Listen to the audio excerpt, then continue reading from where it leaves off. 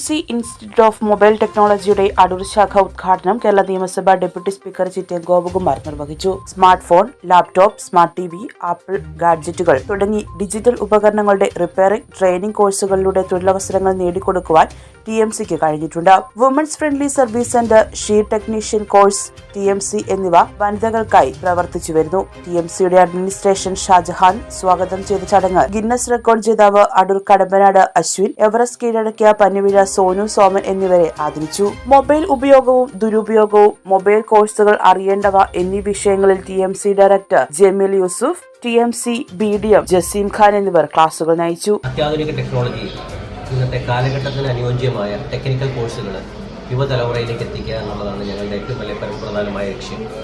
ആ ലക്ഷ്യത്തുമായി ബന്ധപ്പെട്ട് ഞങ്ങൾ ഏകദേശം 1000-ഓളം വിദ്യാർത്ഥികളെ തൊഴിൽ മേഖലയിലേക്ക് ടെക്നോളജിയുടെ mobile phone, laptop, MacBook, iPhone, iPad, smart TV, home appliances അതുപോലെയുള്ള ഗാഡ്ജറ്റ്സുകളുടെ ടെക്നിക്കൽ ട്രെയിനിങ് പ്രോഗ്രാമുകളും ടെക്നിക്കൽ സർവീസുകളും ഒക്കെ ചെയ്യുന്നതിന് വേണ്ടിയിട്ടും അവരുടെ തൊഴിൽ മേഖലയിൽ ആ മേഖലയിൽ കുറച്ചുകൂടെ സുതാര്യമായ തൊഴിൽ സാധ്യതകൾ കണ്ടെത്തി അതിലേക്ക് അവരെ കൊണ്ടുവന്ന് ഉന്നത നിലവാരമുള്ള ജോലിയും ഉയർന്ന ശമ്പളവും നല്ല മികച്ച വരുമാനവും സ്വന്തമായി ഒരു ബിസിനസ് ചെയ്യുന്നതിന് വേണ്ടിയിട്ടുള്ള സാഹചര്യങ്ങളുടെ ഇന്നത്തെ കാലഘട്ടത്തിന് അനുയോജ്യമായി ഒരുക്കി കൊടുക്കാനുള്ള ഒരു ഉത്തരവാദിത്തത്തിലാണ് T.MC മുമ്പോട്ട് പോയിക്കൊണ്ടിരിക്കുന്നത്.